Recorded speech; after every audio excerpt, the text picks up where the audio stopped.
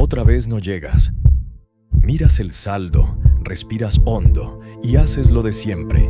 Te repites por dentro: todavía no es mi momento. Dios tiene un plan. Pronto se va a abrir la puerta. Llevas meses repitiéndotelo, y mientras tanto los días pasan iguales. Las cuentas siguen apretadas y esa puerta no se abre. Y la verdad es que tienes razón a medias. No es tu momento. Pero no porque Dios esté esperando. Es porque hay algo concreto en tu vida que Él está bloqueando a propósito para protegerte de una riqueza que te destruiría. Existen 3 señales exactas que aparecen cuando Dios está bloqueando tu prosperidad. Y la mayoría las confunde con mala suerte, con mala administración o, peor todavía, con falta de fe. Si no aprendes a reconocerlas, vas a pasar otros 10 años repitiéndote las mismas 3 frases sin entender por qué la puerta sigue cerrada. Porque Dios no bloquea tu riqueza por castigo, la bloquea por preparación. Y hasta que no sepas cuál de las 3 señales estás viviendo ahora mismo, vas a seguir esperando un momento que nunca llega.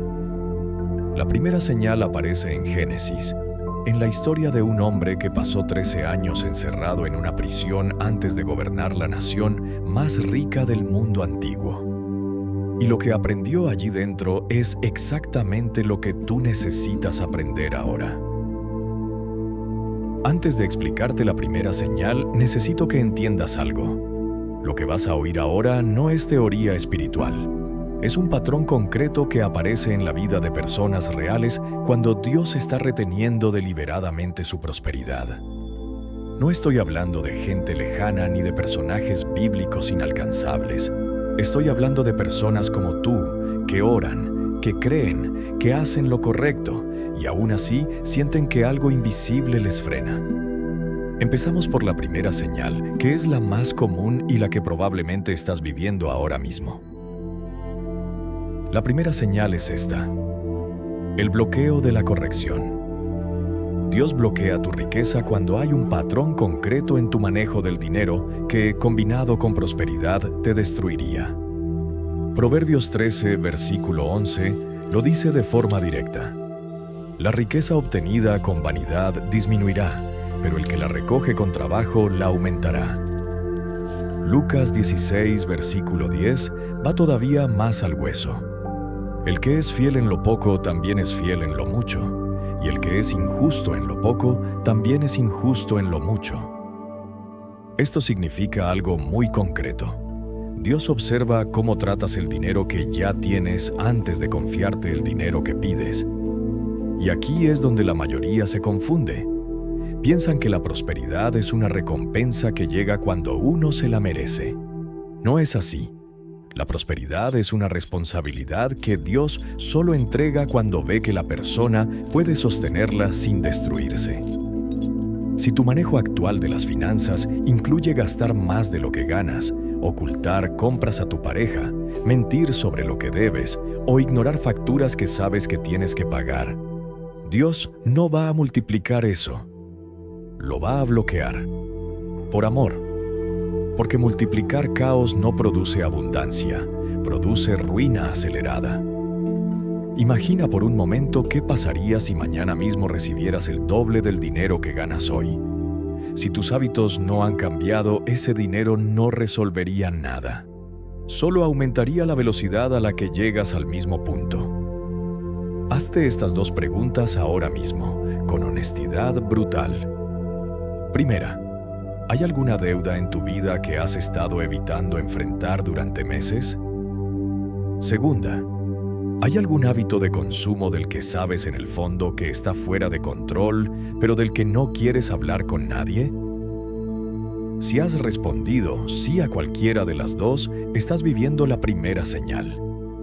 Pero antes de explicarte cómo se rompe, necesito que entiendas por qué Dios actúa así. Porque sin entender el principio, la solución no funciona. La Biblia está llena de hombres a los que Dios bendijo enormemente, pero solo después de hacerlos pasar por procesos de corrección que duraron años.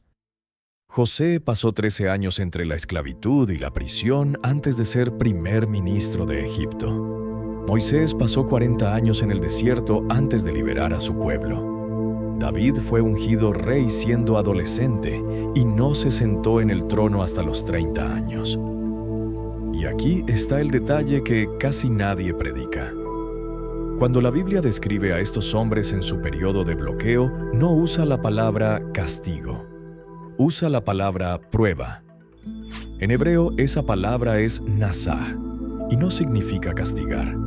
Significa someter algo a un examen para revelar su verdadera calidad. Lo que Dios bloquea en tu vida no es tu prosperidad.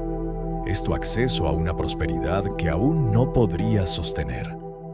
Y eso conecta directamente con cómo se rompe la primera señal. El bloqueo de la corrección termina en el momento exacto en que tomas una acción concreta, aunque sea pequeña, para corregir el patrón. Llamar al banco para renegociar la deuda. Cancelar la suscripción que sabes que no necesitas. Tener la conversación incómoda con tu pareja sobre el dinero real que entra y sale en casa. Esos actos pequeños son los que Dios estaba esperando. No tu oración, tu acción. Porque la oración sin corrección es solo una forma educada de pedirle a Dios que valide tu caos. Y aquí hay algo que muchos no entienden. Dios no necesita que arregles toda tu vida en un día. Solo necesita ver que has empezado a moverte en la dirección correcta. Un solo acto valiente puede destrabar lo que llevas pidiendo durante años. Antes de seguir, si lo que llevas escuchado te está hablando directamente, suscríbete al canal. Cada semana subimos un video sobre verdades bíblicas que la teología moderna casi nunca se atreve a predicar. Vamos con la segunda señal. La segunda señal es más sutil y por eso es la que más cristianos pasan por alto. Es el bloqueo de la dependencia. Dios bloquea tu riqueza cuando detecta que tu corazón está más enraizado en el dinero que en Él. No por celos, por protección. Marcos 10 nos cuenta una de las historias más duras del Nuevo Testamento. Un joven rico se acerca a Jesús y le pregunta qué debe hacer para heredar la vida eterna. Jesús le responde con una sola instrucción. Vende todo lo que tienes, dáselo a los pobres y sígueme. El versículo 22 dice algo terrible. Pero él, afligido por estas palabras, se fue triste porque tenía muchas posesiones. Fíjate en lo que pasa. El joven no perdió la salvación porque era rico. La perdió porque su corazón ya no le pertenecía a Dios. Le pertenecía a sus posesiones. Y esto es importante que lo entiendas. El problema no era el dinero en sí. El problema era a quien obedecía su corazón cuando había que decidir. Mateo 6, versículo 24, lo formula como ley espiritual. Ninguno puede servir a dos señores. No podéis servir a Dios y a las riquezas. Aquí viene la prueba que tienes que hacerte, y léela despacio, porque la respuesta sincera revela exactamente dónde estás. Pregunta 1. Si mañana perdieras todo tu dinero, tus ahorros, tus propiedades, tu trabajo, ¿seguirías sintiéndote la misma persona delante de Dios? Pregunta 2. ¿Cuándo fue la última vez que diste algo significativo sin esperar absolutamente nada a cambio? No el diezmo automático, algo que te costara. Pregunta 3. Cuando piensas en tu futuro, ¿lo imaginas primero en términos de dinero o en términos de propósito? Si las 3 respuestas te incomodan, estás viviendo la segunda señal. Y Dios te está bloqueando hasta que tu corazón aprenda a sostener riqueza sin dejarse poseer por ella. El antídoto bíblico no es renunciar al dinero, es soltar el control. Empezar a dar antes de que tengas excedente. Empezar a planificar tu vida desde el propósito, no desde la cuenta bancaria. Los hombres más prósperos que aparecen en la Biblia tenían algo en común. Daban antes de tener excedente, y cuando recibían más, daban todavía más. Esa es la prueba que Dios busca antes de soltar la prosperidad completa sobre alguien. Y ahora viene la señal más importante de las tres, la que casi nadie reconoce hasta que ya es demasiado tarde, la que explica por qué algunas personas son bendecidas con riqueza y otras pasan toda la vida orando por ella sin recibirla. Y para entenderla, Jesús nos dejó una de las parábolas más poderosas y peor entendidas del Nuevo Testamento. La tercera señal es esta: el bloqueo de la asignación. Mateo 25. La parábola de los talentos. Un señor sale de viaje. Antes de irse, reúne a 3 siervos y reparte sus bienes entre ellos. Al primero le da 5 talentos, al segundo 2, al tercero 1. Cuando el señor regresa, los 2 primeros han duplicado lo que recibieron y son recompensados.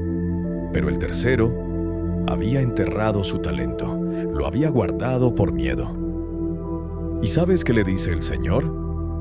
Lo llama siervo malo y negligente. Le quita el único talento que tenía y se lo da al que ya tenía 10. Aquí está la verdad incómoda.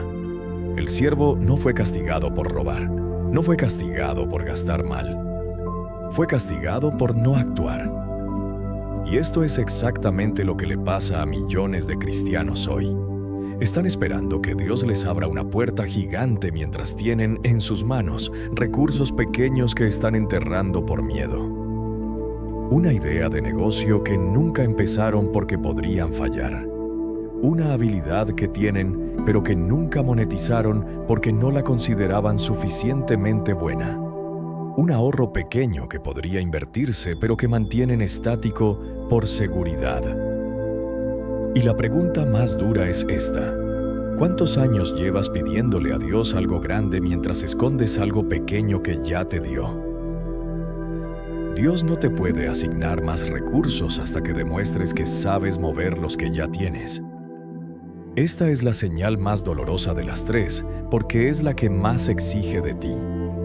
Las 2 primeras señales se rompen con corrección de hábitos y reordenamiento del corazón, pero la tercera solo se rompe con valentía.